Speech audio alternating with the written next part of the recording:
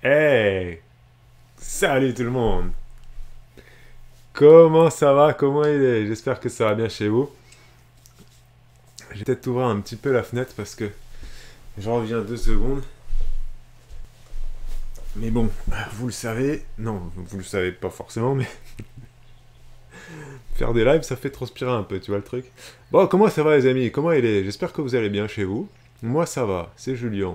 Pour vous servir ce matin, on est mardi 13 septembre 2022 et on va parler argent. On va parler argent, pépette, on va parler tout ça, tout ça, tout ça. Beaucoup de questions ce matin que j'ai envie de traiter avec vous. Les questions de Priscilla, les questions d'Aurélie, Aurélie avait posé une question la semaine dernière.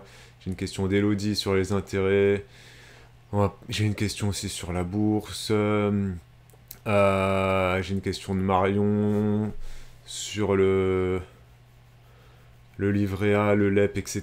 Bon, il y a quand même pas mal de choses ce matin, donc on se discipline, ok?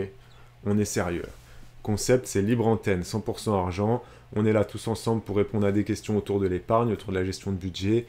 Je suis pas tout seul, vous êtes là aussi sur le chat, bien évidemment. Donc salut à tous, hein, salut à tous ceux qui chattent pendant la petite musique d'intro. Hein, salut tout le monde. Salut à tous ceux qui nous regarderont en replay sur YouTube. Hein, merci à tous. Sur YouTube, n'hésitez pas déjà à mettre le petit pouce, à mettre un petit commentaire, etc. Commentez les replays sur YouTube, on vous le dit, on vous le redit. Voilà.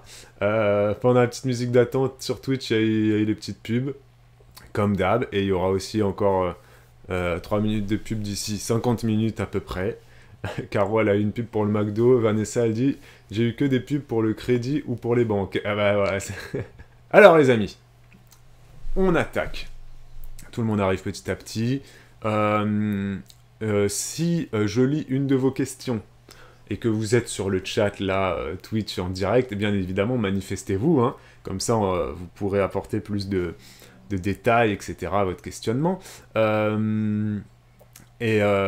Pour rappel, toutes les questions, quand vous voulez m'envoyer des questions autour du thème de l'argent, de la gestion de budget et tout ça, vous pouvez le faire sur YouTube, sous un vlog ou sous une vidéo sur la chaîne Juliana et Julien. Et si vous voulez que ça reste discret et que vous voulez que, entre guillemets, personne voit votre question, personne voit votre pseudo ou quoi, vous pouvez le faire sous des vieilles vidéos. N'hésitez pas, des fois, moi j'ai des questions qui sont très perso, vraiment, où voilà, les gens, un petit appel à l'aide sur leur situation très personnelle. N'hésitez pas, il y a rien hein, tout est, hein, voilà, hein, c'est confidentiel, et puis de toute façon je vous connais pas, c'est juste un pseudo. Donc n'hésitez pas à aller sur des vieilles vidéos, hein. Vous allez sur des vieilles vidéos, vous posez votre question, moi je la verrai, c'est sûr, ok? Ou sinon sur mon compte Insta, hein, vous m'envoyez ça sur mon compte Instagram en message privé. Alors, let's go. Et si vous avez des questions sur Twitch là en direct, vous me les posez aussi, hein. J'ai pas mis mon chapeau, Rita, effectivement, t'as raison. Ça me perturbe un peu. Je vais peut-être aller le chercher pendant la pause. Parce que tu vois là, on voit là, j'ai un petit peu... j'aime pas moi, cette espèce de petit épi là qui commence à se faire là, tu vois là, ça là. J'aime pas trop. J'aurais peut-être dû mettre mon chapeau. Alors c'est parti. On va commencer par une question toute simple. Il y a des questions qui sont très simples et il y a des questions qui sont beaucoup plus complexes.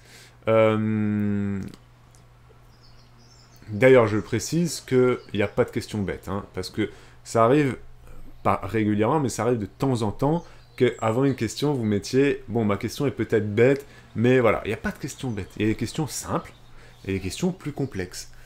Là, on va commencer par une question assez simple, mais qui interroge Elodie. Elodie H. Youssef, c'est une question qui l'interroge depuis toujours. Elle n'a jamais réussi à comprendre cette histoire d'intérêt à la quinzaine. Elle nous demande, elle vous demande, est-ce que, voilà, on peut lui expliquer ce principe d'intérêt à la quinzaine, qu'est-ce que ça veut dire, les intérêts qui sont calculés à la quinzaine. Elle dit, je dois vraiment être nul, ou alors très fatigué, mais j'arrive pas à comprendre. Est-ce que tu peux nous faire une explication un peu plus simple sur ces intérêts? Parce que c'est vrai que souvent on entend dire sur tel ou tel compte d'épargne, les intérêts sont calculés à la quinzaine. Et c'est vrai que moi, au début, quand je fais des pauses parce que j'efface les trucs qui me polluent ma fiche. Voilà. C'est vrai qu'au début, moi, quand j'ai commencé à m'intéresser un peu au sous-sous, à l'argent, quoi, je me disais, ouais, les intérêts, on te dit, voilà, tu mets de l'argent sur ton livret A, bon, maintenant, c'est 2% le livret A. Et donc, je me disais, bah voilà, si je mets 5000 euros sur mon livret A, et ben à la fin de l'année, j'aurai 2% de 5000 euros. Donc si tu fais le calcul, on va prendre 10 000, ça va être plus simple pour le calcul mental. Je m'étais toujours dit, si tu mets 10 000 euros le 1er janvier, à la fin de l'année, tu auras 2% d'intérêt, et donc ça te fait donc 50 euros. Voilà, 2% de 10 000, ça fait 50. C'est pas énorme. Et la réponse est oui, en fait. Oui, c'est ça, en fait, qui se passe. Si tu mets 10 000 euros le 1er janvier sur ton livret A, et que tu n'y touches pas de l'année, tu vas avoir tes intérêts qui vont être calculés sur l'ensemble de l'année, sur toutes les quinzaines. Il y a combien de quinzaines il y a combien de quinzaines sur une année? J'en sais rien. Il y a combien de semaines par an? 54. Donc, si je suis moins con qu'un con, s'il y a 54 semaines, logiquement, il y a à peu près 26 ou 27 quinzaines. Hein, on est d'accord. Ouais, c'est à peu près ça. Ouais, non, bah on va faire plus simple. Il y a 12 mois. Ouais, c'est ça. Il y a à peu près, allez, 25 ou 26 quinzaines. Voilà, parce qu'il y a des mois à 5 ou à 4 semaines. Donc voilà, on va dire qu'il y a 25 quinzaines. Mais si tu mets donc tes 10 000 euros le 1er janvier, Daddy, ah bah c'est toi Daddy qui a posé la question, merci, voilà, il y a 26 quinzaines. Si tu mets tes 10 000 euros le 1er janvier et que tu n'y touches pas, que tu fais aucun versement, aucun retrait, et ben à la fin de l'année, tu auras tes 2%, ok? Tu auras tes 2%, ça fait effectivement, merci Maë du calcul, ça fait 2% pour 10 000, ça fait 200, c'est ça. Effectivement, ouais, effectivement. Merci beaucoup, Maë. Mais calcul mental, là, t'es meilleur. Je suis pas réveillé ce matin. Donc, tu auras effectivement tes 2% de 10 000 euros parce que tu n'as rien fait, Daddy, sur ton compte, ton livret A, tu n'y as rien touché. Par contre, si à un moment donné, au bout de 6 mois, tu vas décider de reverser 1 000 euros, et ben à la fin, au mois de décembre, tu auras 11 000 euros, d'accord? Tu auras 11 000 euros, tu auras versé 11 000 euros à la fin, le 31 décembre. Sauf que tu vas pas avoir 2% sur les 11 000 euros, pas du tout. Parce que les 1 000 euros supplémentaires, tu les auras mis que à partir du mois de juillet. Voilà, on va couper l'année en deux. Tu les mets le 1er juillet, donc tu as passé 6 mois. Donc sur tes 1 000 euros là, ces 2%, ils seront calculés sur 6 mois, sur ce qui reste de l'année. Tu vois ce que je veux dire, Daddy? Donc, sur tes 10 000 euros, tu auras effectivement l'attaque, et sur tes 1 000 euros supplémentaires, eh ben, les 2%, ils seront calculés pas sur les 26 quinzaines, ils seront calculés sur les 12 quinzaines, enfin, sur les 13 quinzaines. Tu vois ce que je veux dire, Daddy? C'est clair? C'est bon? Et donc, quand on dit les intérêts calculés à 15 jours, ça veut dire quoi? Ça veut dire que si, par exemple, tu dois faire un gros retrait, t'as beaucoup... après, pour le livret A, c'est... Encore une fois, je vous l'ai déjà dit, mais c'est se poser une question qui en soi ne sert pas à grand chose parce que ça reste des petites sommes, ça reste anecdotique. Mais dans le principe quand même, mathématiquement, comment ça marche, si tu décides de retirer, si tu as ton livret A qui est au plafond à 22 950 euros là, et que tu décides de retirer 10 000 euros, il est conseillé de les retirer le 16. Il ne faut pas que tu les retires le 14 par exemple. Pourquoi? Parce que les intérêts sont calculés à la quinzaine.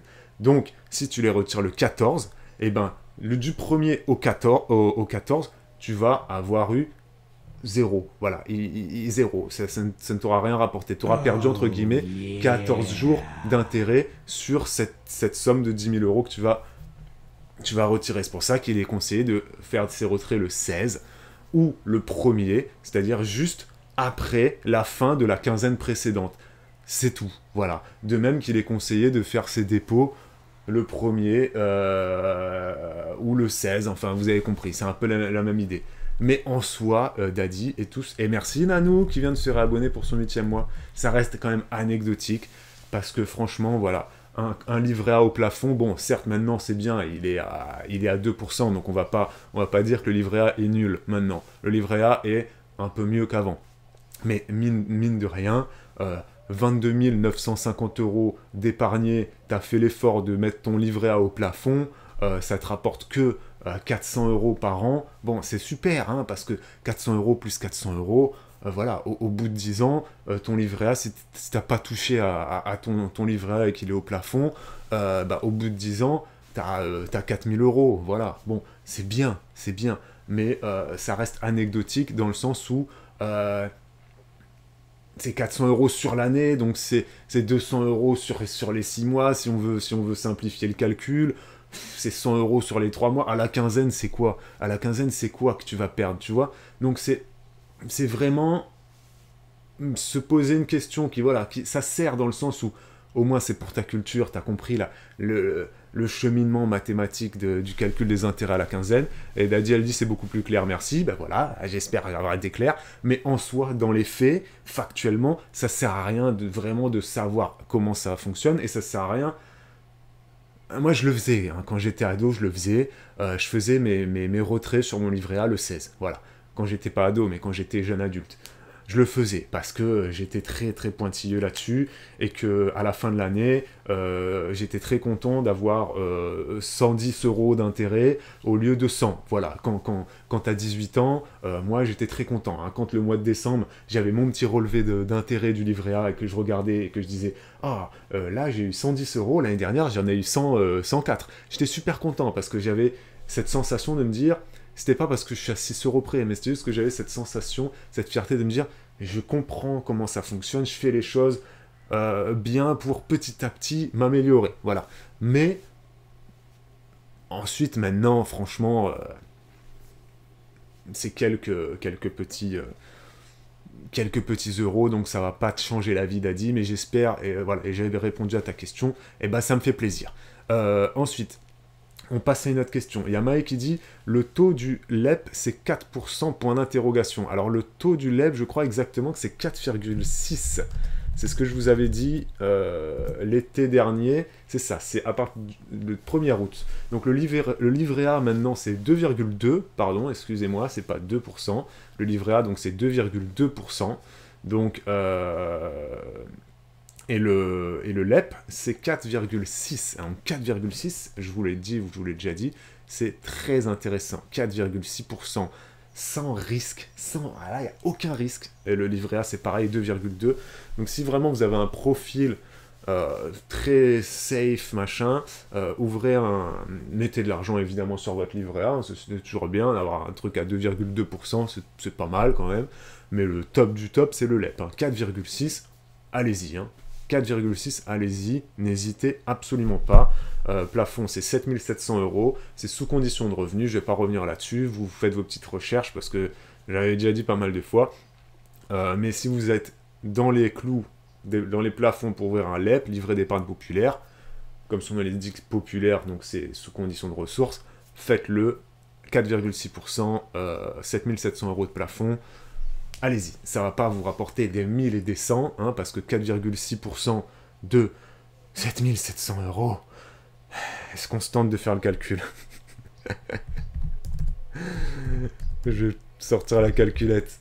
Ça nous fait, selon mes calculs, s'il y en a qui arrivent à calculer, selon mes calculs, ça nous fait 354 €. Donc, si vous avez votre LEP au plafond, donc si vous avez 7700 € sur votre LEP, c'est maximum, hein, le plafond c'est maximum. Hein.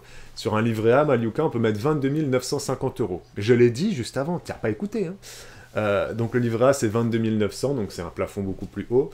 Et le LEP, le livret d'épargne populaire, c'est 7007. Ça aurait été pas mal qu'ils augmentent le plafond. Je vais chercher si c'est pas dans les tuyaux, ça tient. Donc si vous avez votre LEP au plafond, il vous rapportera 355 € chaque année. Donc c'est quand même pas mal, parce que il va te rapporter autant en fait que ton livret A. Ton livret A, lui, s'il est au plafond, si tu as 22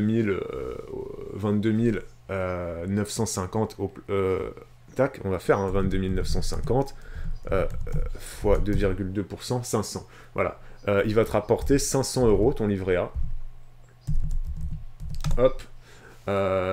Et ton LEP, il va te rapporter 355 €. Sauf que ton LEP, il va te rapporter 355 € pour seulement, entre guillemets, 7700 € d'épargne. Donc ton effort d'épargne, il va être que de 7700 €. Tu vas juste avoir, là, pour que ça te rapporte 350. C'est comme ça qu'il faut comprendre l'intérêt des intérêts. Ça, c'est vraiment une notion très importante à capter. Alors que le livret A, lui, il va te demander un effort d'épargne beaucoup plus important. Et c'est pas en claquant des doigts, hein, voilà. Donc 22 950 euros, tout le monde ne les a pas. Et si tu les as et que tu les mets sur ton livret A et donc que tu as un livret A au plafond, ça va te rapporter 500 euros. C'est bien, hein, c'est très bien, c'est mieux qu'avant. Avant, c'était 1% le livret A, hein, ok. Donc c'est bien. Mais si vous êtes dans les clous, enfin pas dans les clous, mais si vous dépassez pas le plafond de ressources du LEP, livret d'épargne populaire, allez-y, c'est bien plus intéressant, hein, voilà. Ok, vous le foutez au plafond à 7700 euros. Il y a Camille Lab qui dit l'intérêt du LEP, c'est de le mettre à bloc et de plus y toucher du tout. Voilà, exactement ça. Après, il faut avoir les 7700 euros, Camille, bien évidemment. Mais si vous les avez, vous mettez votre LEP au plafond tout de suite. Hein. Oh, tout de suite, tout de suite, tout de suite. Et vous n'y touchez pas. Parce que comme l'a dit Camille ensuite, elle a dit, les intérêts, au fur et à mesure des années, les intérêts montent. Qu'est-ce que ça veut dire, Camille? Ça veut dire qu'effectivement, elle a raison. C'est 7700 euros le plafond de versement, mais ensuite tu vas avoir des intérêts. Donc la deuxième année, tu vas avoir 7700. Tu vas avoir, si tu mets ton LEP au plafond, tu vas avoir donc 500 euros supplémentaires, donc tu vas plus avoir 7700 euros sur ton LEP, tu vas avoir 8200 euros, etc., etc., etc. Vous comprenez? Et donc ça, plus ça, hein, fait que, effectivement, les petits font des petits. Voilà. Alors, ah oui, je voulais juste regarder augmentation du plafond du LEP. Est-ce que c'est dans les tuyaux ou pas ça? Le LEP est doté de 7700 euros. Oh là là là là là là là. Non, il n'est pas question de retoucher ce plafond-là. Bon, ouais, tu me diras en même temps, c'est déjà super qui nous pourra permettre d'avoir ce LEP-là, selon ses revenus, bien évidemment. Shell qui demande dans quoi épargner pour que ça soit plus intéressant que les livrets. Alors Shell, je vais le redire comme d'hab, hein, assurance vie, voilà. Assurance vie comme d'hab. Là, aujourd'hui, j'ai pas prévu de parler de l'assurance vie parce que Shell, j'ai déjà parlé très souvent de l'assurance vie. Et je t'invite à aller dans la playlist Juliana et Julien sur la chaîne YouTube. Il y a des lives où on a parlé assurance vie vraiment en détail. N'hésite pas à aller les revoir. Et Caro t'a bien répondu, effectivement.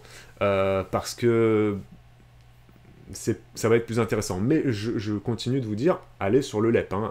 Franchement, allez sur le LEP. Si vous ne dépassez pas les plafonds, vous embêtez, entre guillemets, même pas à aller vers l'assurance vie en ce moment. Si vous avez une épargne moyenne, voilà, que vous avez quelques milliers d'euros à épargner, hein, 2000, 3000, 4000, voilà, là je m'adresse aux gens qui sont dans ces tranches-là, voilà, qui vont avoir 5000 euros à mettre, 10 000 euros, pourquoi pas, là je m'adresse pas aux gens qui ont plus de 20 000, plus de 30 000, plus de 50 000 euros, eux ils sont pas concernés par le livret A, etc., ils vont aller vers d'autres types d'épargne, notamment l'assurance vie, même si, encore une fois, si vous avez 50 000 euros là, de côté, mettez-en 7700 sur votre LEP, hein.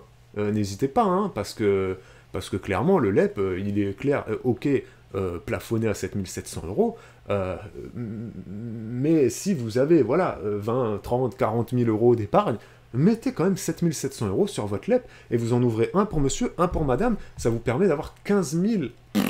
Bon, bref, voilà, je suis pas bon en calcul ce matin-là. 15 004, ça vous permet d'avoir 15 400 euros rémunérés à 4,6%, hein. Faut y aller, hein, si vous êtes en couple, hein. Un chacun, hein. N'hésitez pas, hein. Ok. Alors, le LEP, c'est un par personne, c'est réglementé, Maliutka, parce que sinon, bah, bien évidemment, tu pourrais ouvrir un compte dans 10 banques et ouvrir 10 LEP, et donc tu pourrais mettre 77 700 euros de côté, rémunéré à 4,6%. Ça serait pas possible, Maliutka, parce que c'est le livret A, le LEP, c'est des livrets réglementés qui dit réglementé dit que bah, c'est l'État qui est derrière tout ça. Voilà, tu vois. Contrairement à l'assurance vie, où là, c'est le gestionnaire d'assurance vie qui va te rémunérer, qui va prendre ton argent, qui va le placer, ou toi qui va le placer sur, si c'est de la gestion libre, sur différents fonds d'investissement, etc. Tu vas choisir tes unités de compte et tout ça. Mais l'assurance vie, c'est un gestionnaire privé, c'est une société d'assurance privée. Donc, c'est avec tes fonds à toi, les fonds de tous les clients, de tous les adhérents, suivant le type d'assurance vie que tu choisis. Et l'État, entre guillemets, n'intervient pas là-dedans.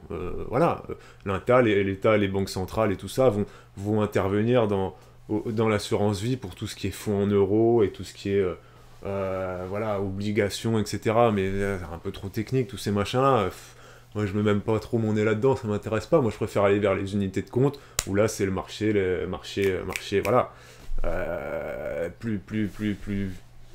C'est plus concret pour moi, voilà. Hein. Mais par contre, le livret A et le LEP, là, voilà, historiquement, tout le monde le sait, le livret A, c'est là pour financer tout ce qui est logement social, tout ce qui est... Donc l'argent du livret A, il est utilisé comment? Ton argent, Maëlutka, mon argent, l'argent de tous les Français sur le livret A, eh ben, il est récupéré par les banques, parce que ça, je vous l'ai déjà dit, mais je vous le redis, votre argent, dès lors qu'il est à la banque, il dort pas dans un coffre, c'est pas des billets, hein, c'est virtuel l'argent. Hein. Donc dès lors que vous allez mettre 22 950 € sur votre livret A au plafond, la banque, directement, elle va le prendre, enfin l'État, enfin bon bref, les banques, les États, enfin bon bref, les organismes publics, hein, ils vont prendre tout l'argent qu'il y a sur les livrets A, cette manne d'épargne des Français, ils vont les prendre, ils vont les investir, bien évidemment, sur des secteurs qui sont peu risqués, ça va être notamment l'immobilier, ou enfin bon bref, ci ou ça, et ils vont être surtout utilisés pour financer tout ce qui est social, voilà, tout ce qui est social, voilà, hein, donc ça, sachez-le, hein, votre argent ne dort pas, l'argent ne dort pas, et je vous l'ai même dit, même l'argent qui est sur votre compte courant peut être utilisé, peut être, voilà, donc c'est pas cette image de quand je mets mon argent à la banque, c'est des lingots, comme le dit Marion, ou des billets de banque, on n'est pas dans Picsou, c'est vraiment une notion très importante à comprendre, dès que vous mettez de l'argent à la banque, entre guillemets, il ne vous appartient pas. Je dis bien entre guillemets, c'est votre argent, mais il est confié à une banque. Et donc la banque l'utilise, hein, sachez-le. Hein. Elle ne le laisse pas comme ça dormir. Voilà, la banque l'utilise, hein, voilà. Bien évidemment. Mais tout est sécurisé, tout est réglementé, tout est assuré. Et donc bien évidemment que si vous avez 30 000 € en banque, vous inquiétez pas, même si la banque fait faillite en France, vous récupérez vos 30 000 €. Hein, parce qu'en France, on est quand même très très chanceux là-dessus, il n'y a aucun risque, voilà, hein, même s'il y a des crashs ou des je sais pas quoi, voilà. Et disons que notre devise n'est plus adossée à l'or surtout, ouais, c'est ça, Caro. Ta phrase est compliquée, mais oui. Il y a Shell qui dit c'est pour ça que si tout le monde veut retirer en même temps, ça fait un crash. J'ai pas compris ce que tu voulais dire là, Shell. Assurance vie, tu peux en avoir plusieurs, effectivement, Marion. Et salut à tous les retardataires. Et justement, pour revenir pour rebondir sur ce que je viens de dire là, je voulais lire une question de Marion. Oh yeah. Voilà, Marion Montpel. Marion, merci. Miliki67, merci beaucoup. Mielki. Mieliki. Merci beaucoup. Aurélie apporte une précision au niveau de l'assurance des comptes bancaires. C'est assuré à hauteur de 100 000 € par personne et par compte. Je crois que c'est bien ça, Aurélie, donc c'est quand même beaucoup. Même je crois que sur certaines assurances vie, c'est assuré un peu plus que ça. Mais bon, voilà, hein, c'est quand même, en France, on a quand même une bonne voilà. On a de la chance à ce niveau-là. Il y a Caro qui pense avoir compris ce que Shell a dit. Elle dit que si tous les gens font un bank run, tout le monde décide de retirer son argent des banques tous en même temps, ça va sentir le renard. Oui, aussi, oui, c'est sûr, oui, c'est sûr que oui, bien évidemment. Parce que les banques ont besoin de notre argent, les banques, l'économie a besoin de notre argent. C'est sûr que si on était tous à mettre nos sous sous notre matelas, l'économie, les marchés mondiaux ne pourraient plus fonctionner. Parce que l'argent virtuel, ça sert à ça, hein, sert à alimenter toute notre économie mondiale. Et donc c'est vrai que si on avait tous nos petits 5 000 €, 10 000 €, 50 000 € même à l'époque, tu sais, nos grands-parents, ils avaient des sous de côté en mode lingot dans des coffres forts et tout. Si on avait tous ça, si on faisait tous ça, effectivement, ça serait pas forcément quelque chose de super encourageant pour le futur. Et il y a Marion Montpel qui dit, qui pose une question justement, il dit, ne crains-tu pas qu'avec l'inflation, voire l'hyperinflation voilà, qu'on a en ce moment et qui pourrait continuer, est-ce que tu ne crains pas que l'État puisse se servir allègrement dans le compte des épargnants, donc de vous et moi, s'il y a une grosse crise économique dans le futur? Un ami m'a conseillé justement de vivement sortir mon argent des banques, ce qu'on n'a pas fait bien sûr, car il pense qu'il va y avoir un crash imminent. Alors justement, Marion, t'as bien fait de pas écouter ton ami qui justement n'a pas compris comment fonctionne clairement notre économie européenne, notre économie mondiale même, mais je vais rester européenne parce que moi, à titre personnel, par exemple, je suis ce que fait la banque, les changements qu'adopte la BCE, la Banque Centrale Européenne. Ensuite, les autres marchés, je m'y intéresse moins, parce que déjà, je trouve que en France, on est quand même bien réglementé, qu'en Europe aussi, c'est quand même là, notre argent est quand même bien encadré en Europe, on a cette chance-là, on a la chance de vivre en Europe et de vivre en France. Moi, je préfère vivre en France et en Europe qu'en Thaïlande, je vous donne toujours les mêmes exemples, ou que même aux États-Unis, hein, clairement. Après, je sais qu'il y en a qui préfèrent largement le marché américain, mais moi, je trouve qu'on est chanceux en France, je sais pas et qu'on est chanceux en Europe aussi. Voilà. Il y a Aksubu qui dit, je pense, pour répondre à, à la question de Marion, que s'il y a un crash au point que l'État doive se servir dans nos comptes, je pense que notre épargne sera le dernier de nos soucis. Exactement, Aksubu. Voilà, c'est vrai que si... Voilà, effectivement. Et donc, Marion Montpel, ce que tu peux dire à ton ami, là, effectivement, c'est que si un jour l'État français doit aller sur le compte d'Aksubu pour lui voler 20 000 euros, aller sur le compte de Caro French Blabla pour lui prendre 17 000 euros, aller sur mon compte pour prendre 5 000 euros, aller sur le compte de Shell pour en prendre 2 000, etc. Compte de Marion Pluton, tiens, Marion de Pluton, elle est blindée, elle a 22 950 euros sur son livret A. Bim, je prends tout, moi j'en ai rien à foutre, je m'appelle la France et j'ai envie de me servir parce que là, on est au cul, il n'y a plus rien qui va. Si on en arrive à ce stade-là un jour, ce qui n'est pas possible. Marion de Pluton, elle n'a pas 22 950 euros, apparemment. Caro non plus n'a pas 17 000 euros. Caro, quand même, investis un peu mieux ton argent. Non mais ce que je veux dire, c'est que si un jour on en arrive à ce que l'État français doive aller prendre comme ça de l'argent, se servir, tu sais, allègrement dans nos comptes, déjà ce n'est pas possible, c'est impossible. On vit en France, c'est ultra réglementé, et en plus de ça même, on n'est pas juste français, on est européen, c'est encore... Donc, clairement, si un jour, l'État doit en arriver à ce stade-là, comme l'a dit Aksubu, en soi, notre argent, ça va être le dernier de nos soucis. Parce que là, si on en arrive à un crash comme ça, je suis désolé, c'est la guerre civile, et là, il faut aller voler pour te nourrir, et puis t'es dans Walking Dead, tu vois. Donc, Marion Montpel, tu peux dire à tous tes potes comme ça, très très complotistes, très très survivalistes, en mode le monde va exploser, la terre va mal, les États sont tous corrompus, et si la France a envie il y a des gens, ils sont convaincus de ça, ils sont convaincus que le gouvernement... peut, comme ça, venir sur le compte de Caro, sur mon compte, sur le compte de Marion, je dis les noms qui sont sur le chat, comme ça, hein, que je vois passer, là, et dire, tiens, j'ai besoin de sous, je me sers. Non, l'État se sert différemment, enfin, il y a les impôts, il y a la TVA, il y a tout type d'impôts en France et en Europe, qui sont là pour justement permettre aux États d'avoir des recettes. Tu vois ce que je veux dire? Donc, si un jour l'État... tous ces impôts là qui sont mis en place ne suffisent pas et qu'il a besoin d'aller volontairement voler de l'argent dans le compte des petits épargnants français, je peux te dire effectivement que bon là, arrêtez tout, hein. Vous allez pas mettre vos enfants à l'école, vous allez vous barricader chez vous, parce que je peux vous dire qu'il y a les gens, ils vont venir chez vous pour vous tuer, pour voler votre nourriture, et pour voler vos vaches et compagnie. Enfin, tu vois, ça sera Walking Dead, c'est chacun pour soi, tu vois, hein. Caro, elle aime pas quand j'attaque les survivalistes, elle dit « Il y en a des très bien et beaucoup par hobby. » Oui, Caro, t'as raison, on en a déjà parlé de ça. On en a déjà parlé, effectivement, et t'as raison. Si jamais tu as peur, investis dans l'immobilier, nous dit Benji. Oui et non. Voilà. Ça dépend vraiment des profils, Benji. À titre personnel, moi, je n'ai pas le profil d'un investisseur immobilier, je préfère investir mon argent différemment.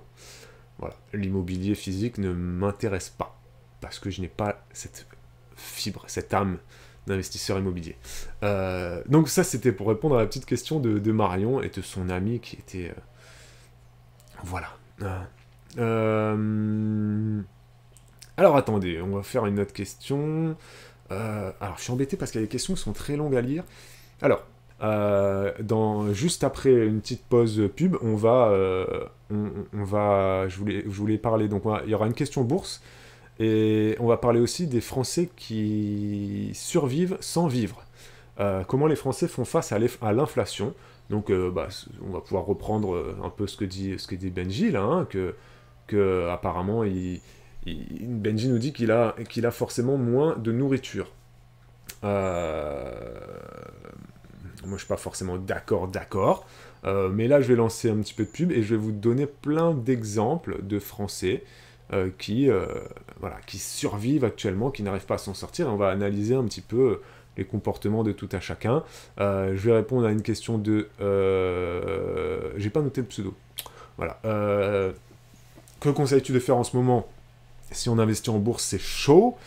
Et il y avait aussi une question de Priscilla Bertin concernant le drive et l'alimentation. J'en profite avant que la pub se lance, c'est dans 30 secondes, pour vous dire que la semaine prochaine, mardi, le live argent sera 100% dédié aux courses et à l'alimentation. J'ai essayé de faire un live. Toutes mes astuces et toutes vos astuces, donc je vous lancerai ça sur Instagram, et puis ceux qui seront mardi prochain en live aussi, vous pourrez le mettre, toutes les astuces pour mieux gérer son budget quand on fait ses courses, comment bien faire les courses, comment faire ses courses intelligemment, plein de petits trucs et astuces comme ça, ce sera que ça mardi prochain. Voilà. Mais là on part en pub, et je reviens dans 3 minutes. Voilà, regardez la pub, et si vous n'en avez pas, patientez 3 minutes. Je reviens, je vais boire un petit peu d'eau, tout ça, quoi.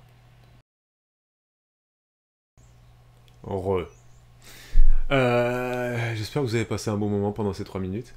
Il y a Aurélie, je lisais sur le chat, qui nous disait qu'actuellement les taux immobiliers, d'emprunt immobilier en Allemagne sont de 3%. Et en Allemagne, j'ai pu voir aussi, Aurélie, tu peux confirmer peut-être, que il y avait plus du tout de remise sur le carburant, et il y a quelques jours aux infos, il y avait un reportage, je sais plus s'ils étaient en Alsace ou si c'était plus au niveau... Bon bref, c'était quelque part dans l'est de la France, et il disait, le titre du reportage c'était les étrangers envahissent les supermarchés français, et en fait, plein d'étrangers... Non, c'était les étrangers frontaliers, t'avais plein de frontaliers, allemands, suisses, luxembourgeois, italiens et belges. En ce moment, ils envahissent les supermarchés de l'Est de la France. Est, passons du nord au sud, hein, parce que les Italiens, ça tape du coup vers Menton, etc., là, dans le sud. Ils envahissent les supermarchés français parce que les prix en France sont beaucoup plus intéressants, sont ultra compétitifs, c'est ça que je veux dire, sont beaucoup plus intéressants qu'en Allemagne, qu'en Belgique, qu'en Suisse, qu'au Luxembourg, ou même qu'en Italie. C'est incroyable. Se dire que les Italiens viennent faire leurs courses en France, tu te dis, ok, d'accord, bon, d'accord, bon, voilà. Et les prix, apparemment, c'est incroyable. Et donc, quand tu vois ça, bon, je sais pas, moi, je ne vis pas en France, mais là, on voyait des Allemands qui venaient acheter de l'eau en bouteille, et donc l'eau en France, la cristalline, ça coûte rien, hein, je crois qu'au litre, enfin, ça coûte rien, ça ne sert à rien d'acheter de l'eau en bouteille, ça c'est la parenthèse écolo, l'eau qui coûte rien, c'est l'eau qui coule du robinet, et elle coûte vraiment peu cher, hein, l'eau qui coule de ton robinet, c'est voilà, mais l'eau cristalline en bouteille, c'est 1 euro, je crois, le litre, ou un truc comme ça, et il disait qu'en Allemagne, mais c'était beaucoup plus cher, et donc les Allemands, ils venaient, ils remplissent leur caddie de bouteilles d'eau, c'est hallucinant.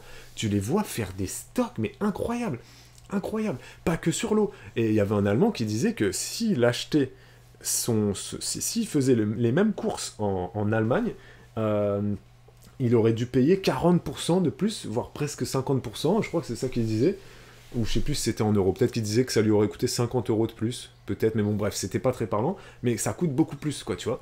Donc, Aurélie qui dit 30% de plus pour l'alimentation en Allemagne, je crois, elle nous dit. Donc, tu vois, c'est un truc de fou. Tu te dis quand même que des pays frontaliers comme la Suisse, l'Allemagne, le Luxembourg, c'est des pays qui ont le même niveau de vie que le nôtre, tu vois, plus ou moins. Bon, Suisse mis à part, bon, Suisse, c'est un pays qui est un peu différent aussi, ils n'ont pas la même monnaie. Ils sont pas plus riches que les Français, les Suisses, mais bon, c'est une gestion différente. Ils sont mieux payés quand même, le salaire minimum est plus élevé en Suisse qu'en France, mais c'est une vie différente aussi, la Suisse, c'est pas pareil. Pour ça que j'aime pas trop quand on dit que les Suisses sont plus riches que les Français, c'est un peu cliché, mais... Non, mais de se dire quand même que là, t'as des Allemands, des Belges et tout, qui viennent faire leurs courses en France, c'est incroyable quand même, tu te dis, mais... Voilà. Aksubu qui dit, j'ai vu quelqu'un qui a dit il faut bloquer les prix aux Français, franchement, combien de fois les frontaliers français sont allés en Espagne ou en Belgique ou en Suisse, etc. C'est clair, Aksubu, c'est vrai que les Français, ils vont bien faire leurs courses en Espagne, très régulièrement, ou même en Belgique, pour aller acheter, je crois que ça doit être les cigarettes ou l'alcool qui est moins cher là-bas.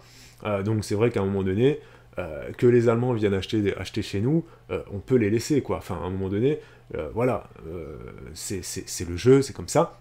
Mais ce que je voulais dire, c'est... Du coup, on voit bien, clairement, que franchement, en France, certes, l'inflation est importante, mais quand tu regardes à côté, nous, on est bien chanceux encore pour l'instant, hein. Donc je suis pas partisan du nivellement par le bas, pas du tout, hein. Je suis pas en train de dire on est chanceux, normalement on devrait pas avoir droit à tout ça, faudrait enlever les subventions sur le carburant et que comme les Allemands on paye plus. Non, je dis pas ça. Hein. Effectivement, eux peut-être qu'ils devraient faire un peu plus d'efforts et tout, mais après la France est connue comme étant un pays très social et très à l'écoute. Voilà, et il faut dire ce qu'il est, faut être conscient de ça quand même, sans déconner. Là, on a 30 centimes de remise sur notre carburant. Tu vois, c'est quand même pas rien, tu vois. Voilà.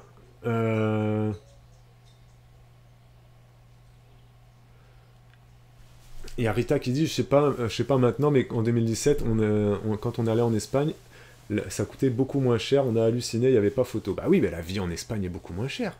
Hein, c'est sûr. Il y a Camille qui dit je suis à Toulouse et franchement aucun Toulousain n'achète ses cigarettes en France, ils vont tous en Andorre, donc exactement, parce qu'il n'y a pas la TVA.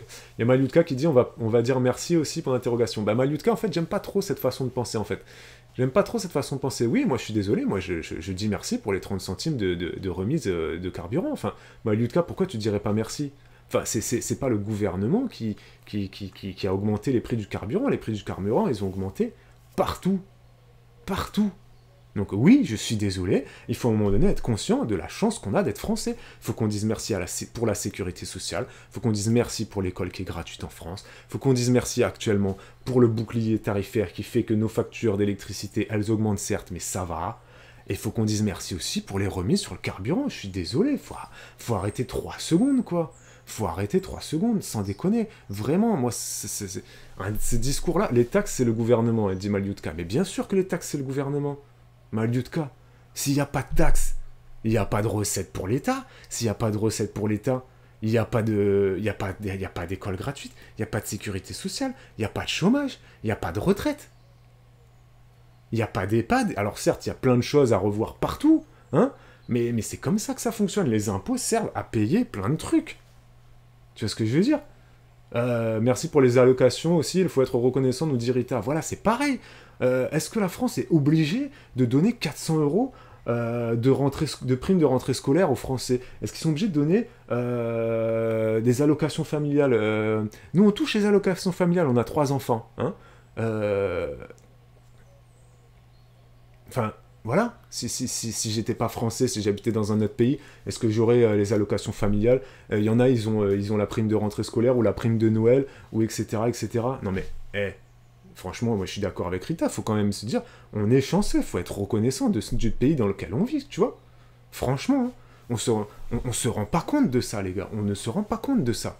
Voilà, moi, depuis que j'ai des enfants, je me rends compte à quel point c'est hallucinant tout ce qu'il y a, tout ce qui est fait pour les familles en France. Et encore, il y a encore plein de choses qui peuvent être améliorées, ça c'est clair et net, hein, notamment dans l'éducation nationale, où là, il y a plein de choses qui partent en couille, bien évidemment. Les soignants, enfin, voilà, les EHPAD, enfin bref, vous savez. Mais déjà, ce qui est en place là, c'est déjà super bien. Ça ne peut que s'améliorer, quoi. Tu vois? Et ça doit s'améliorer, je veux dire, évidemment. Mais il faut être conscient de ça, franchement. Quand tu vois que les Allemands, ils viennent faire l'essence chez nous, les gars. Ils viennent faire leurs courses chez nous. On n'est pas un pays pauvre, nous. Mais si les Allemands viennent chez nous, c'est comme quand nous, les Français, on va en Espagne. Pourquoi les Français, ils vont en Espagne ou en Andorre? Parce que c'est des pays plus pauvres. Donc, le coût de la vie est plus faible. Quand tu vas acheter ta viande en Espagne, je suis désolé, tous les gens qui habitent à Perpignan, ils vont acheter leur viande en Espagne. Ils reviennent avec 10 ou 20 kilos de viande, ils congèlent. Parce que ça coûte beaucoup moins cher. Beaucoup, beaucoup moins cher. Tu vois ce que je veux dire? Donc voilà, faut être conscient de ça. Marion de Pluton qui dit « Nous, on charge dans notre profession ». Alors Marion, j'ai fait exprès de ne pas rebondir sur ce que tu as dit tout à l'heure, parce que tu as dit que tu étais infirmière libérale. Mais si tu veux, Marion, on en reparlera, parce que si on se lance là-dessus, j'aurai trop d'exemples à te donner. Mais je vais juste te dire, mais on en reparlera dans 15 jours, tu me relanceras dessus. Je vais juste te dire que les infirmiers libéraux, et tous les gens qui ont des professions libérales, s'ils font bien les choses, ils s'en sortent très bien. Et en fait, certes, oui, il y a beaucoup de charges, c'est normal qu'il y ait beaucoup de charges, c'est évident. Mais pour connaître plusieurs infirmières, je peux te dire, Marion, que si tu fais bien les choses, évidemment tu payes, hein, c'est évident. Mais il faut ensuite que toi aussi, Marion, tu aies la mécanique de dire, voilà, là j'ai fait, je sais pas combien tu fais de chiffre d'affaires, j'en sais rien. Combien tu fais de chiffre d'affaires par mois, je sais pas, j'en ai aucune idée. J'arrive pas à me représenter c'est quoi le chiffre d'affaires d'un infirmier. Est-ce que tu fais 5000 € par mois ? Je sais pas, j'arrive pas à me dire, est-ce que tu fais 3000, 5000, 10 000, j'en sais rien. J'arrive pas à me représenter le chiffre d'affaires d'un infirmier, parce qu'un infirmier peut aussi bien facturer, enfin il facture pas, mais bon si, il facture à la sécu, mais les infirmiers c'est tellement à l'acte que ça peut être 20 €, des fois, juste, tu gagnes juste 20 € pour ci, mais des fois tu peux très bien en gagner 60 en faisant juste des petits soins supplémentaires, bref. J'ai parlé une fois à une infirmière, c'est comme les dentistes, vous êtes payé à l'acte, vous êtes pas payé à la consultation, et donc franchement c'est des couilles en or. Les infirmiers libéraux, c'est des couilles en or, comme les dentistes, comme les gens qui sont comme ça payés à l'acte, contrairement aux généralistes qui eux sont payés à la consulte. Les kinés par exemple, le kiné c'est un des pires métiers du monde en termes de chiffre d'affaires. Les kinés c'est 18 € je crois la consultation. Bon voilà, mais c'est pour ça. On pourra en reparler Marion, on pourra en reparler. Donc, dans 15 jours, tu me relanceras là-dessus, mais je peux te dire que moi, toutes mes copines sont infirmières, mais sérieux, hein.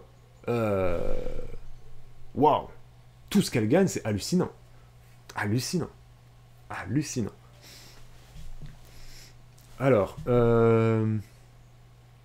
je voulais donc... Mais on en reparlera, Marion, on en reparlera. On en reparlera dans 15 jours, tu me relanceras là-dessus. Et je me ferai une petite fiche pour... je rappellerai mes copines infirmières, on refera un petit point.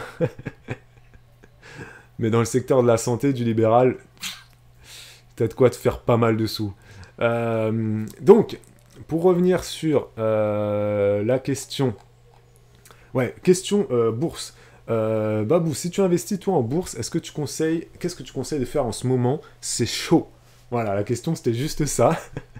Et donc moi, je vais donner un conseil très simple. En ce moment, c'est chaud, oui et non, clairement.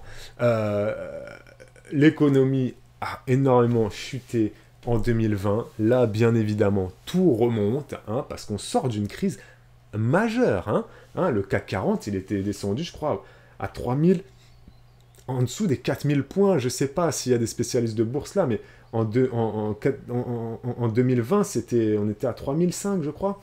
Et là, on est remonté à 6000, plus de 6000, bon bref, presque le double. Mais bon, ça reflète l'économie en général. Tout était pas cher. Rappelez-vous, hein, quand c'était Covid, confinement et tout, l'essence c'était à 1,20 €. 1,20 € le litre. 1,20 €. parce qu'il n'y avait plus personne qui faisait d'essence. Donc, pas beaucoup de demandes. L'inflation, elle est... C'est décroissance, là, tu vois. Pendant le Covid, pendant le confinement, tout était quasiment gratos. Voilà. Sauf la farine. Farine et le PQ, il y a eu ces trucs-là, farine et PQ, où là... Bon, bref. Mais pour ce qui est du carburant, notamment, voilà. Et ensuite, bah voilà, on est reparti, bam, économie qui réexplose, tout réouvre, les gens ont de l'argent parce qu'ils ont réussi à mettre de côté pendant le Covid, pendant le confinement et tout ça, bon, et hop, on consomme, plus les crises, les guerres, patac ou fin, inflation, voilà, c'était une combinaison de différents facteurs qui a fait que boum, bam, bim. Et donc la bourse, c'est pareil, en ce moment, ça va, ça vient, ne sais pas quoi faire. Moi, mon seul conseil, c'est ne fais rien, sois le bon père de famille. Voilà, moi, mon conseil pour tous les gens qui veulent investir en bourse, si vous avez l'âme d'un gambler, d'un parieur sportif, eh ben, faites du trading, hein, prenez-vous pour un trader professionnel, mais ça, c'est pas un conseil que je peux vous donner, parce qu'un trader, c'est quelqu'un qui est calé sur le sujet, qui se forme pendant des heures et des heures, qui lit tous les jours, etc., qui a lu plein de livres, plein de PDF, qui a regardé plein de conférences, qui regarde toutes les chaînes boursières et tout ça, mais ça, je pense que c'est le cas de quasiment personne. C'est très rare, un particulier trader professionnel comme ça, qui fait du day trading, du scalping, du machin, bon bref. Hein. La bourse, c'est pas un jeu, nous dit Caro, exactement. Mais il y a plein de gens qui considèrent la bourse comme ça. Comme je vais parier sur Arsenal, Manchester United, bon. Laissons-les faire s'ils ont envie de perdre leur argent. Ensuite, si vous voulez investir en bourse et avoir des bons rendements, voilà, la bourse, t'as des rendements intéressants qui se situent, voilà, 4, 5, 6% minimum et bien plus si tu laisses le temps faire. Hein. T'as notamment les dividendes qui te sont versés tous les ans. Tu as des entreprises qui versent des dividendes et des fois tu peux avoir des très bons rendements à 6 ou 7% en France ou aux États-Unis ou dans d'autres types de choses. Il y a plein de façons de gagner de l'argent en bourse de façon très safe en étant un bon père de famille. Comment ça se matérialise? Comment? C'est-à-dire que tu achètes une fois où tu achètes régulièrement, mais surtout tu ne revends pas.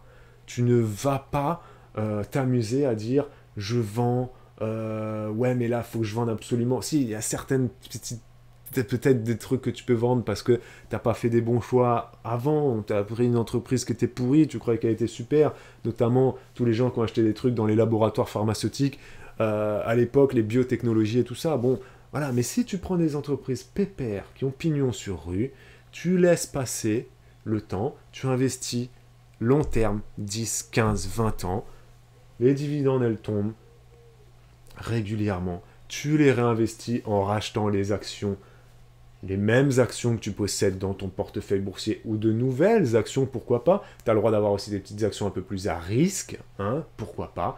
Mais c'est comme ça, moi, que je vois la bourse. Tu investis, tu récupères les petits coupons, les petites dividendes, tu peux réinvestir, etc. Pour moi, c'est ça la bourse. Pour moi, la bourse, c'est pas acheter, vendre tous les 4 matins. Ça, c'est le travail des traders, c'est le travail des spéculateurs. C'est pas quelque chose qui m'intéresse. Je trouve ça un peu limite aussi des fois au niveau moral, au niveau éthique. Donc, je préfère juste voir la bourse comme une assurance vie plus. Et voilà. C'est comme ça et tout en gardant une petite enveloppe de côté pour tout ce qui est investissement plus risqué via la bourse, parce qu'il y a des investissements risqués en bourse, hein, si tu veux aller vers, je sais pas, par exemple, pour moi, investir dans Tesla, par exemple, c'est un investissement assez risqué, parce que déjà, l'action Tesla coûte cher, et que tu sais pas où Tesla va, parce qu'elle a un chef d'entreprise qui est complètement fou dans sa tête, qui achète Twitter, ensuite il dit je veux plus de Twitter, il veut partir sur la Lune. Elon Musk, c'est un fou, c'est un fada. Donc pour moi, investir dans l'action Tesla, bon, c'est prendre des risques. Mais si tu as envie de prendre des risques, je crois que l'action Tesla, elle de je sais pas combien elle est, de $300, peut-être, j'en sais rien. Si tu as envie d'investir $300 ou $600 ou $1200 et d'acheter plusieurs actions Tesla, pourquoi pas? Si tu as envie, mais il faut être prêt, faut faire quand même attention. Voilà, c'est de même que pour les crypto-monnaies, pour le Bitcoin, Rita, que penses-tu du Bitcoin? C'est la même chose. pour moi, c'est un endroit dans lequel, un marché sur lequel il faut y aller, mais si tu veux y aller à fond, il faut te former à fond, et si tu n'as pas envie de te former à fond dans les crypto-monnaies, tu n'y vas pas à fond, tu y vas juste avec des petites sommes. Des petites sommes, ça peut être 100 euros, 200 euros, comme ça peut être 1000 euros, hein, même 5000, hein, chacun a une petite somme qui lui est propre, hein, voilà, hein, on n'a pas tous le même patrimoine, et si ça marche et que tu arrives à tripler, quadrupler, pourquoi pas, bah, tant mieux pour toi, et sinon tu auras perdu ton argent, et tant pis, c'est comme quand tu joues à l'euro-million ou que tu fais des paris sportifs, voilà.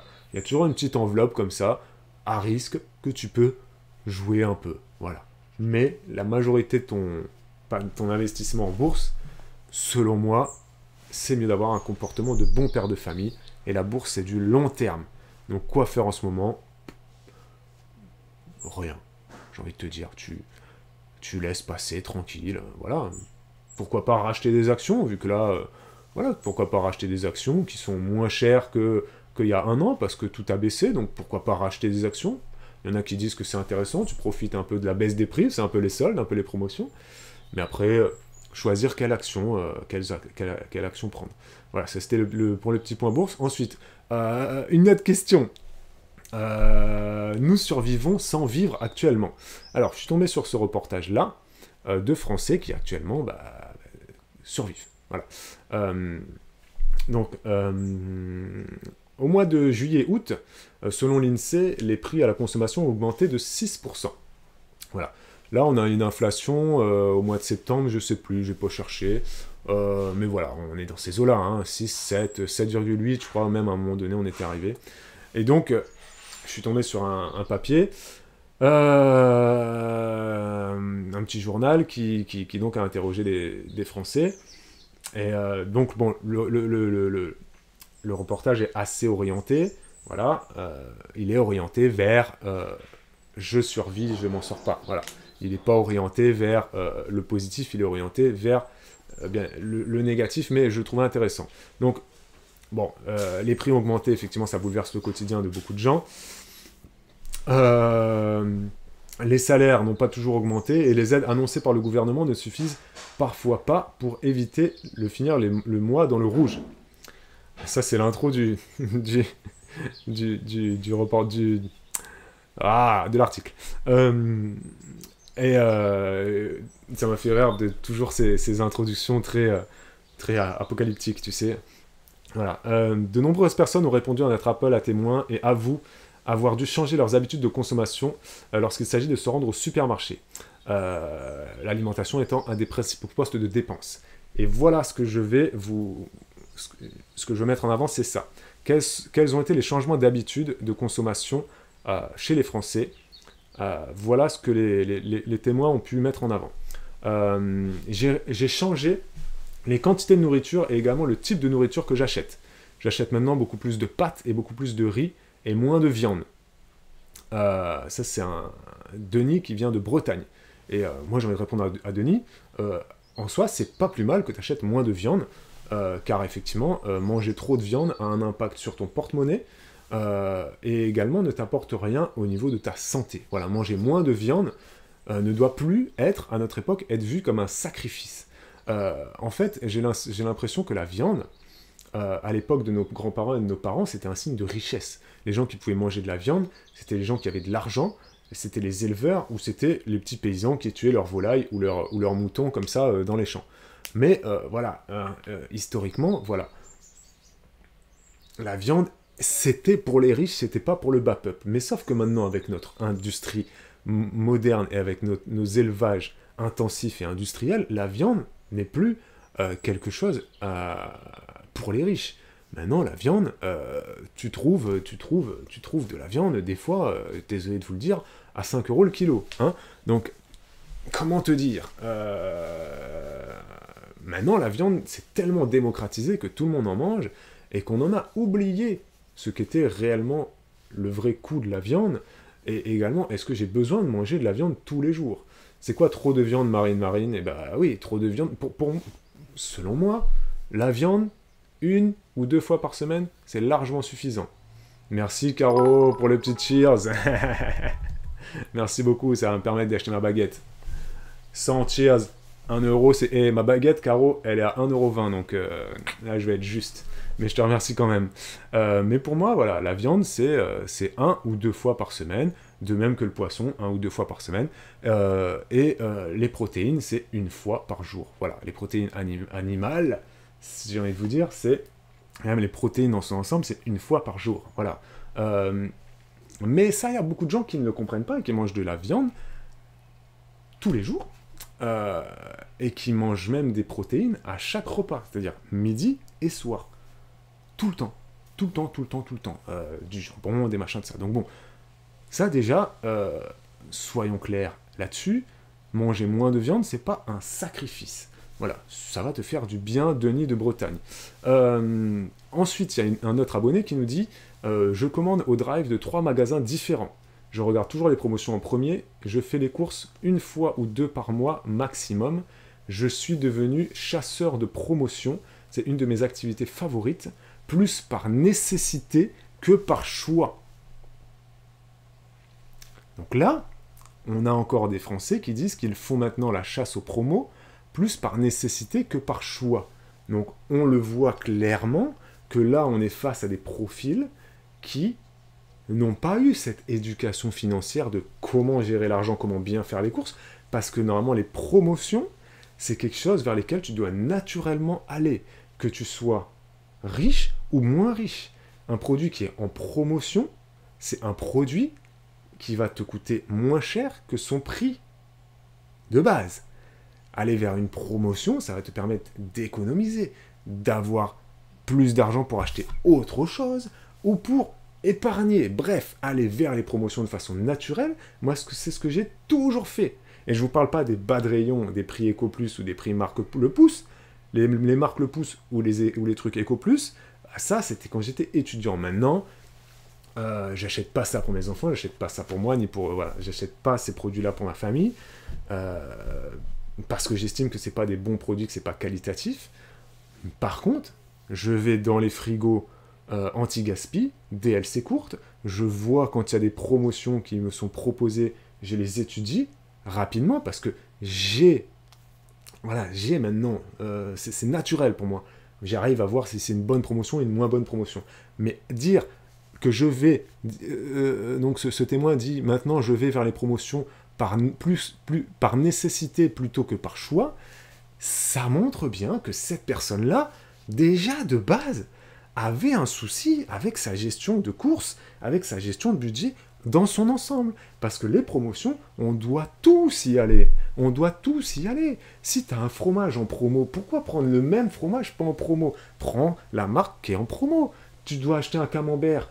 Certes, c'est pas la marque que tu prends d'habitude, mais prends la marque qui est en promo. Elle te coûtera 20 ou 30% moins cher, voire 50% moins cher. Pourquoi ne pas y aller? De même que pour, Caro nous dit les paniers Too Good To Go ou je ne sais pas, toutes ces applications-là, c'est pas des applications destinées aux pauvres. Dans les magasins bio ou même dans les supermarchés, des fois ils font des paniers de fruits et légumes un peu passés et tout ça. Si ce panier vous correspond, que ce qu'il y a à l'intérieur du panier, ça vous va, achetez-le. Ça fait pas de vous un pauvre que d'acheter des fruits et légumes déstockés à 30 ou 40% moins cher parce qu'ils sont bientôt en fin de vie. Ça fait pas de vous un pauvre, ça fait pas de vous quelqu'un qui se prive.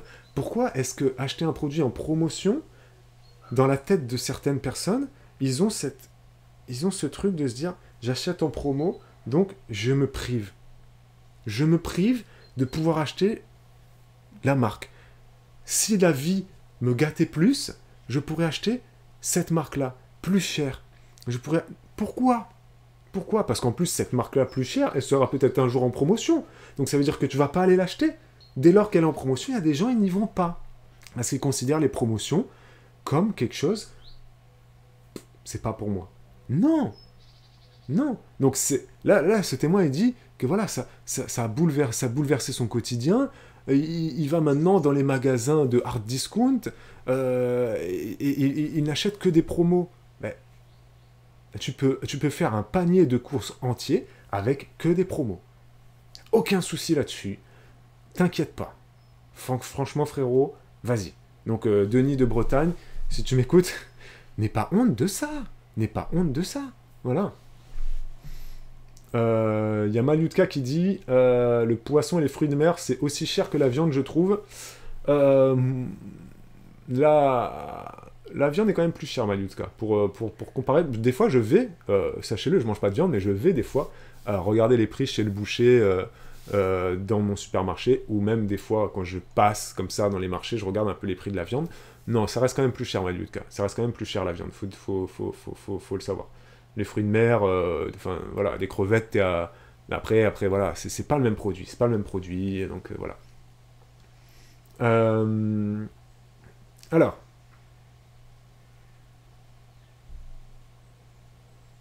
Il y a Aksubu qui dit qu'elle a vu sur un groupe Facebook quelqu'un poser cette question.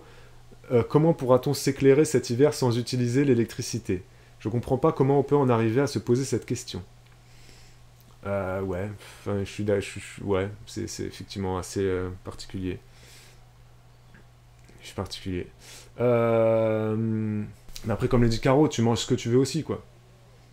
Voilà, chacun fait ce qu'il veut avec son argent et chacun fait ce qu'il veut avec son envie. Moi, ce que je dis juste, c'est que à un moment donné, si tu manges de la viande tous les jours et que ton budget ne te permet plus de te payer cette viande quotidienne et que tu dois en acheter moins, c'est pas un sacrifice pour moi. C'est juste quelque chose de normal. Oui, certes, tu vas le vivre comme un sacrifice, que tu diras, attends, mais avant, je mangeais de la viande tous les jours. Là, mon budget ne me permet plus de le faire. C'est un sacrifice. Donc, tu vas le prendre comme ça. Oui, mais transforme cette vision. Dis-toi, ok, bah là je peux plus m'acheter ma viande tous les jours, mais en fait c'est pas grave. Je vais très bien, je vis très bien, mon corps va très bien, je peux continuer à faire du sport, je peux ci, je peux ça. Tu vas peut-être manger plus de féculents pour te tenir le corps, je sais pas, ça dépend de chacun. Comme le dit Benji, les protéines, il y en a dans plein d'autres choses, pas que dans la viande. Voilà, ça c'est quelque chose de... Mais bon, on va pas parler d'alimentation. Voilà. Voilà. Rita qui dit, moi tout ce qui est Eco Plus, c'est uniquement pour les sucres, les farines et les pâtes. Bah moi c'est vrai que c'est pareil. J'achète de la farine Eco Plus et du sucre Eco Plus. Ouais, c'est vrai. Il y a Mathilde qui dit, il y a des personnes qui ont honte d'aller dans les frigos aux dates limites. Et bah ces gens-là ne devraient pas avoir honte. Il faut arrêter. C'est assez insupportable d'avoir honte d'aller acheter des choses en date courte. Il faut arrêter d'avoir honte de faire des promos. Il faut arrêter d'avoir honte d'aller sur Too Good To Go, sur toutes ces applis anti-gaspi. Arrêtez. Ça, c'est pas une privation. Voilà. Ok? Alors. Il y a Aksubu qui dit par rapport à la viande, qui nous donne des exemples de quantité de viande. Effectivement, c'est beaucoup trop exagéré. Hein. Un enfant, si on suit les recommandations, devrait manger 50 grammes maximum de viande par jour. 50 grammes, c'est un demi-steak haché. Après, il y a des enfants, Aksubu, qui mangent un steak haché le midi, un steak haché le soir. Hein. À 5 ans. Hein. Y a plein de parents qui font ça, Aksubu. Hein. Ils donnent un steak haché le midi, et le soir, ils donnent 2 saucisses. Hein. Hein, tu vois, il y en a plein comme ça. Ou 2 tranches de jambon, tu vois. Il y en a beaucoup, beaucoup, beaucoup. Voilà. Donc... Océane nous dit, je compare toujours les promos avec les marques que je prends de base, car des fois les produits, même en promo, sont plus chers que ceux que je prends normalement. Exactement, Océane, t'as tout à fait raison. C'est là qu'on distingue une bonne et une mauvaise promo, quoi, voilà. Hein. Donc c'est ça, hein. Il y a Aurélie qui dit que sa cousine donne un steak haché de 150 grammes tous les mercredis à sa fille de 6 ans. 150 grammes de steak haché, t'imagines? C'est ouf. Moi, je suis très contente lorsque je vois un truc que j'aime bien en promotion date courte, nous dit Marine. Et moi, c'est pareil. Je suis entièrement d'accord. Voilà, je suis totalement d'accord. Alors, autre privation. Certaines sont venues à se dire que... ils survivent. Je survis et je ne vis plus. Maintenant, je suis contraint de réfléchir à ma façon d'utiliser mon véhicule. Je ne fais plus plusieurs trajets dans la journée, j'essaye de rentabiliser mon carburant en faisant un seul trajet et en faisant travail, course, boulangerie, etc. Donc là encore, j'ai envie de leur dire à ces gens qui ont envoyé ce témoignage-là, c'est pas un sacrifice, c'est juste un truc normal en fait. Les gens ont eu trop l'habitude de sortir la voiture pour tout et n'importe quoi. Non, cette crise, elle a du bon. elle va permettre à certaines personnes de se mettre la tête dans leur gestion de budget et ils vont enfin comprendre qu'ils faisaient n'importe quoi. Et donc quand tu sors ta voiture 3 ou 4 fois par jour, c'est pas normal. C'est pas normal.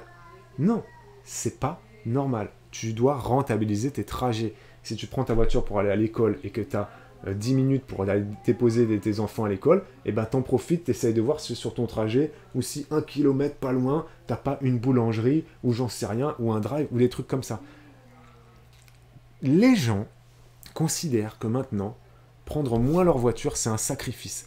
Il y a aussi le covoiturage qui est souvent cité, et également le fait de rouler moins vite. Il y a plein de gens qui disent, maintenant je suis obligé de rouler moins vite, parce que le carburant coûte trop cher. C'est pas un sacrifice de rouler moins vite, non? Frérot, non? Là, je suis en train de te dire... C'est pas un sacrifice, les gars. Donc, les gens, là, sont en train de dire qu'ils survivent au lieu de vivre parce qu'ils roulent moins vite, parce qu'ils sont obligés d'utiliser leur voiture une seule fois au lieu de 3 ou 4, parce qu'ils sont obligés de faire les promotions, parce qu'ils sont obligés d'acheter des produits en date courte, et également parce que les loisirs, c'est de l'histoire ancienne. Je rogne sur toutes mes dépenses maintenant, je n'ai plus de loisirs, je ne vais plus au cinéma, je ne vais plus au restaurant. Voilà. Donc ça, là, cette personne-là considère que là, elle est en train de survivre. Elle est en train de survivre parce qu'elle ne va plus au cinéma et qu'elle ne va plus au restaurant. Voilà. C'est fou quand même. Moi, je me dis... Et elle continue, hein. Elle a 63 ans, elle vient de Vannes. On n'a que des Bretons, en fait, c'est que des Bretons qui ont témoigné. Nous faisons partie de la classe moyenne, ceux qui travaillent et qui gagnent un peu plus que le SMIC. On ne met plus du tout d'argent de côté et on n'a plus aucun loisir. Donc bon, voilà, elle a changé sa phrase. Juste avant, dans la première phrase, elle dit « Je ne vais plus au cinéma ni au restaurant ». Et ensuite, dans sa deuxième phrase, elle dit « Nous n'avons plus aucun loisir ». On travaille juste pour vivre. Voilà le monde dans lequel on vit. Mais pourquoi, en fait, Geneviève, pourquoi tu dis ça? Tu ne survis pas, là. Tu n'es pas en train de survivre. Je veux dire, les Afghans, ils survivent. Les Éthiopiens, ils survivent. Je veux dire, le fait de... Je vais vous donner d'autres exemples. Le fait de plus aller au cinéma, c'est certes énervant si tu avais l'habitude d'aller au cinéma 1 fois par mois ou 2 fois par mois. C'est énervant, oui, de te dire, putain, je peux plus aller au ciné... ça m'énerve et tout. Et encore, j'ai envie de te dire, franchement, le cinéma, je crois qu'il y a des cinémas, c'est 20 ou 25 euros par mois. T'as une carte pour aller au cinéma de façon illimitée. Je suis désolé, hein. Si tu veux aller au cinéma, bon, alors il faut, je crois que c'est les UGC ou les Pathé Gaumont, je sais plus. Mais à un moment donné, voilà, Netflix, c'est 15 euros. Si tu veux vraiment aller au cinéma, tu peux te prendre la carte UGC Pathé Gaumont à 25 ou 30 euros par mois. Une salle de sport, c'est 30 euros par mois. Enfin bref, si tu veux aller au cinéma, tu peux y aller. Bon, encore faut-il que tu aies des cinémas de cette taille-là à côté de chez toi. Moi, j'en ai pas. Hein. Mais si tu habites dans une grande ville, tu peux aller au Cinoche. Entre guillemets, ça te coûte pas grand-chose. Hein. Voilà. Hein. C'est illimité, les gars. Et je crois que c'est 30 euros par mois. C'est rien du tout. C'est rien. C'est franchement... Enfin... Voilà, à un moment donné. Alors, ensuite, un autre témoignage d'Amandine qui nous dit « On travaille 40 heures par semaine avec mon mari. Nous n'avons que les week-ends de libre avec nos enfants. J'estimais normal de pouvoir profiter avec eux en faisant des sorties, en allant à la piscine, etc. Mais aujourd'hui, c'est limité. Je leur achetais souvent des livres. J'ai divisé par 4 ces achats aujourd'hui. On limite également les invitations chez nous. Voilà en gros ce qu'on vit maintenant. Ce n'est plus une vie, c'est de la survie. Mais c'est pas de la survie, Amandine. Sans déconner. Elle nous dit qu'elle travaille 40 heures par semaine et que donc elle voulait profiter de ses week-ends pour sortir avec ses enfants. Sors avec tes enfants sans dépenser d'argent, Amandine. Elle dit, on limite les invitations chez nous. Bah oui, bah alors je sais pas, Amandine, mais bon, c'est évidemment, si t'as invité tous les week-ends des gens chez toi, mais bon, tu peux inviter des gens chez toi, et chacun amène une partie du repas, non? Enfin, je sais pas, moi. On leur achetait souvent des livres, maintenant on a divisé ses achats par 4. Et ben va à la médiathèque. Achète sur Vinted. C'est ça, moi, que j'arrive pas à comprendre. C'est que les gens, ils avaient un train de vie de pacha, et là, on leur remet un peu les idées en place, tu vois. Ils se prennent ça comme un coup de massue, et ils osent dire qu'ils passent en mode survie. En quoi tu passes en mode survie parce que tu peux acheter 4 fois moins de livres à tes enfants? Déjà, quand tu achètes des livres, oui, hein, il faut des sous, parce que les livres, c'est cher. Je peux vous dire, nous, on n'achète pas de livres à nos enfants. Hein. Je suis allé à Cultura, j'ai vu les prix, c'est mort. Hein. C'est 7 ou 8 euros le livre, la bande dessinée, c'est 12 ou 16 euros, c'est mort. Moi, ce sera Vinted, Easy Cash, Mediatek. Il n'y aura jamais de livre neuf chez nous, jamais. Pas parce qu'on n'a pas l'argent, juste parce que je considère que c'est trop cher pour ce que c'est. Parce qu'en plus, après, ça t'encombre. Donc voilà, ça c'est mon choix perso. Mais on est tous d'accord pour dire que là, elle exagère, non, en disant ça? Ou c'est moi qui suis trop dur? Dites-le moi, est-ce que je suis trop dur avec Amandine ou pas? Je sais pas, moi. Elle dit qu'elle travaille 40 heures par semaine et que oui, elle travaille, voilà, c'est bien, mais franchement, c'est abusé de dire que c'est de la survie, non? Je sais pas, ou alors, vraiment, je suis trop dur. Je vais vous lire. Il y a Loulou49 qui dit « Ici, j'ai l'impression qu'on a toujours fonctionné à l'économie, non pas par privation, mais par logique de consommer raisonnablement. Quand j'entends qu'il va falloir moins consommer et faire attention, je sais pas trop sur quoi on va pouvoir rogner. Mais toi, Loulou, t'as peut-être pas besoin de consommer moins, justement. Je pense que tous les gens qui consomment raisonnablement, qui vivent simplement, ils ont beaucoup moins d'efforts à faire, en fait, Loulou. Je pense que toi, Loulou, tu vis cette inflation de façon beaucoup plus saine que tout le monde. Continue à avoir la même vie que t'as, continue à consommer ton électricité comme tu le fais. C'est pas toi.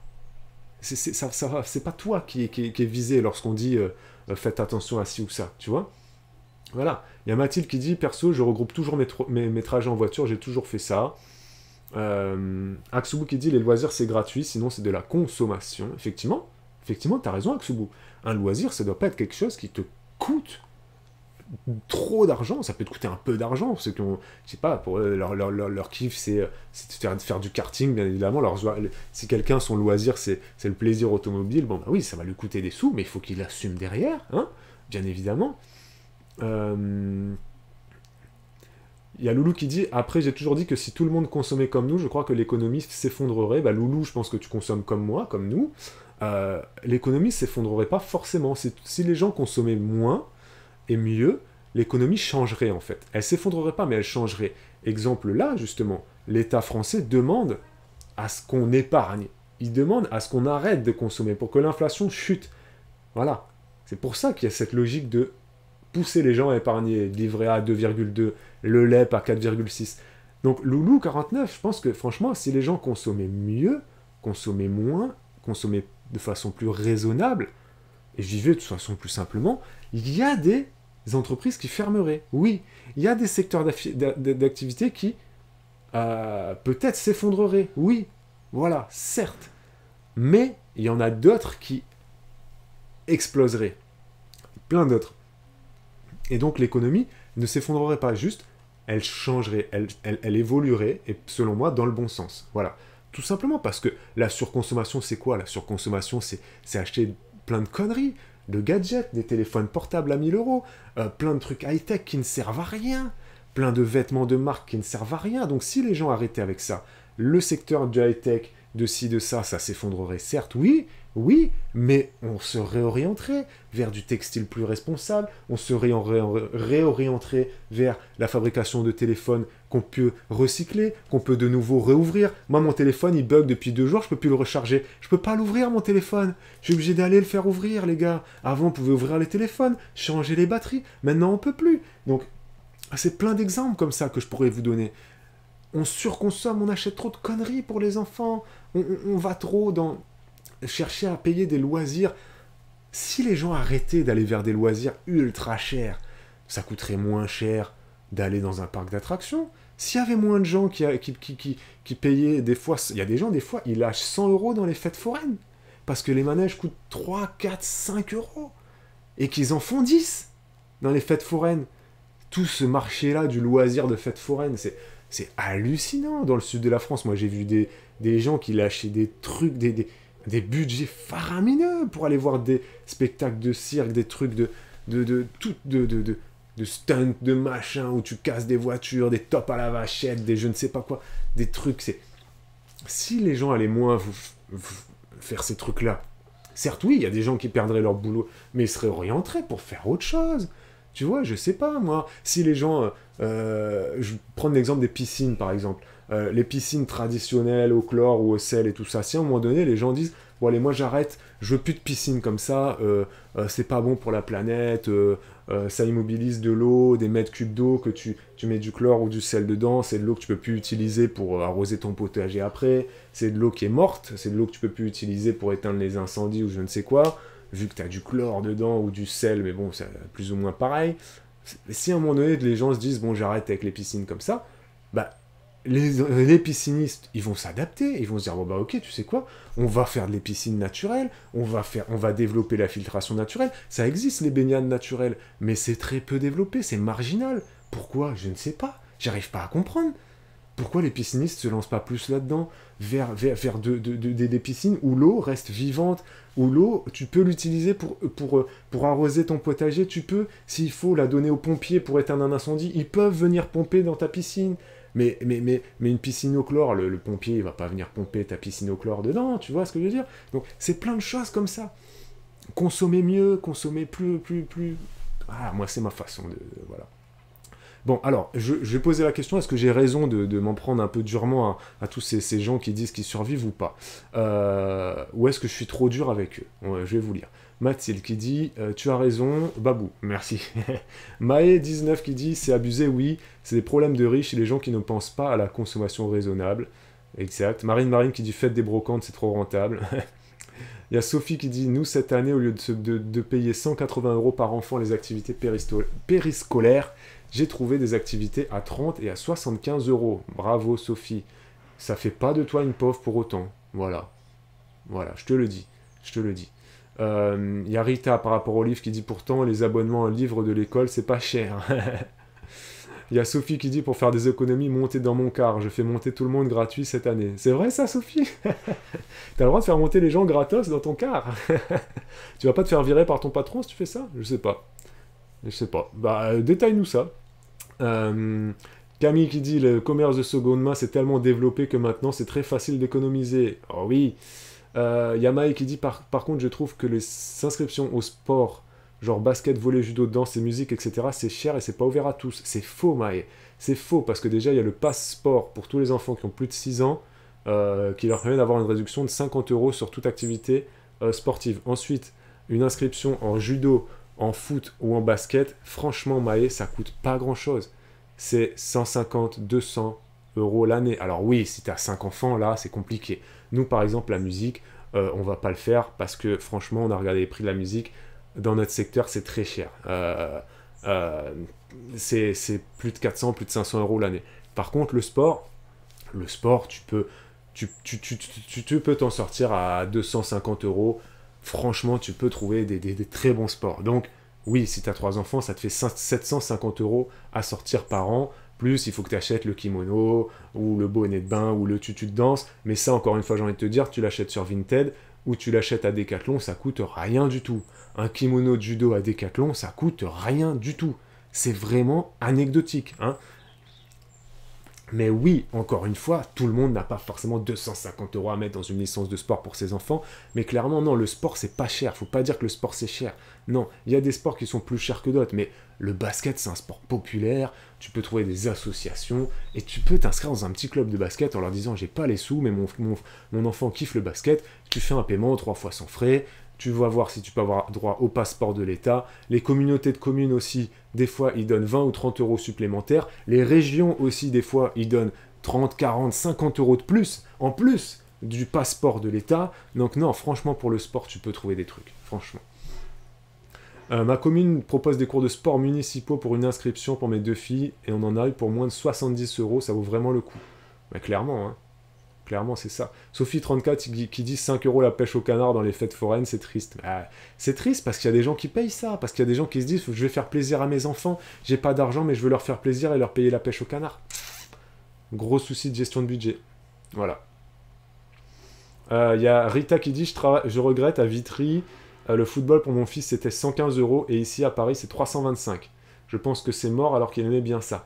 Ouais, mais Rita, là à Paris c'est 325 € pour ce club bien précis, mais peut-être que tu peux trouver Rita, je suis désolé, le foot notamment en Ile-de-France, je suis désolé Rita, mais c'est un sport populaire. Populaire, ça veut dire pour les gens qui n'ont pas beaucoup d'argent. Donc je suis sûr Rita que tu peux trouver un club de foot qui va accueillir ton fils et tu vas payer peut-être moins que 325 euros. J'en suis persuadé. Va voir les éducateurs, va voir les associations. Je suis sûr que ton fils peut faire du sport. Peut-être pas dans ce club-là qui te demande de payer 325 euros l'année, mais je suis sûr que tu peux trouver. Certain, certain, certain. Voilà. Donc, vas-y, vas-y. Alors. Oui, Babou, tu as raison de la fracasser. Merci beaucoup, Sophie.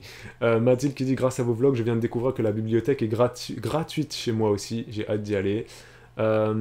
Sophie, par rapport à son bis, qui dit, j'ai pas le droit de faire monter gratuitement, mais Hero Transport ne viendra jamais contrôler ça, donc bienvenue à bord. Il y a Benji qui dit, oui, tu as raison, il ne faut pas abuser. Déjà, le sport, c'est une bonne activité, ça occupe déjà pas mal de temps libre.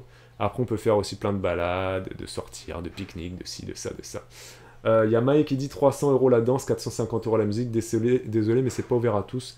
Moi, je peux, mais c'est pas ouvert à tous. Alors, la musique, oui, c'est cher dans certaines écoles. Oui, je suis d'accord avec toi, Maë. Je suis entièrement d'accord avec toi. Cependant, si tu as un conservatoire, c'est beaucoup moins cher. Ensuite, 300 euros la danse. Oui, là, tu donnes un chiffre qui est oui, la danse peut être chère, mais il y a aussi, je suis désolé, plein d'associations de danse où tu payes beaucoup moins cher. Faut aller voir les associations, les gars. Faut aller voir, faut chercher. Faut chercher. C'est de même que pour l'équitation. Je suis désolé, les gens disent l'équitation, c'est un sport de riches. Ou le golf. Mais c'est pas vrai du tout. Moi, je suis allé déjà me renseigner pour le golf, juste pour voir combien ça coûte. Non, il y a des trucs, des golfs, des greens de golf. Tu peux y aller, ça coûte pas cher du tout. Faut t'acheter l'équipement de golf, tu vas à Decathlon, et tu fais tout seul ton truc. Et pour l'équitation, c'est pareil. Je suis allé au rayon équitation de Decathlon, ça coûte pas cher du tout. Tu peux acheter des selles à Decathlon, tu peux acheter des trucs que tu mets sous les selles. Franchement, c'est beaucoup moins cher. C'est pas de la grande qualité. Mais pour les enfants qui commencent à 7-8 ans, et pareil, l'équitation à l'année, moi je suis allé voir, si t'as pas de cheval, si tu fais juste des cours d'équitation, 1 heure par semaine, ça coûte pas cher. Ce qui coûte cher en équitation, c'est après, si tu commences à aller plus loin. Si tu commences à aller plus loin, si tu commences à faire plus de cours par semaine, si tu commences à faire des stages, c'est comme pour la danse. Si tu fais des stages de danse, des ci, des ça, que tu vas plus loin dans la pratique, là oui, c'est cher.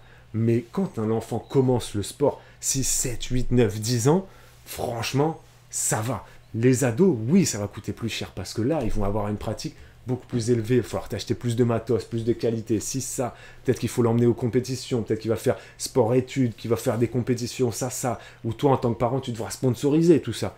Mais pour les gamins jeunes de primaire, non, le sport, c'est pas cher et le sport, c'est important. Et allez voir les associations sportives et ne vous privez pas de sport parce que, pour un souci de budget, toutes les associations sportives vous le dites, venez nous voir.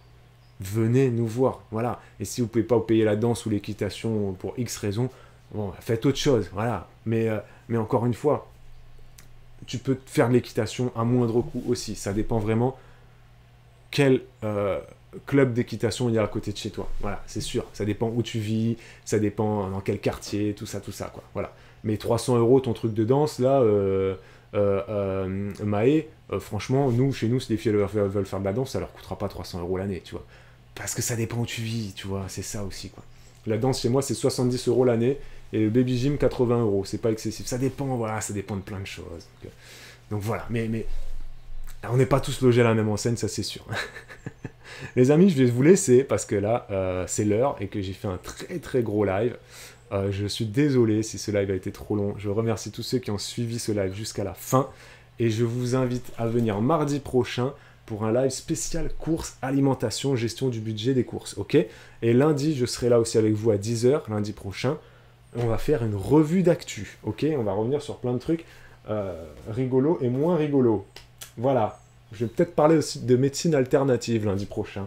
Voilà.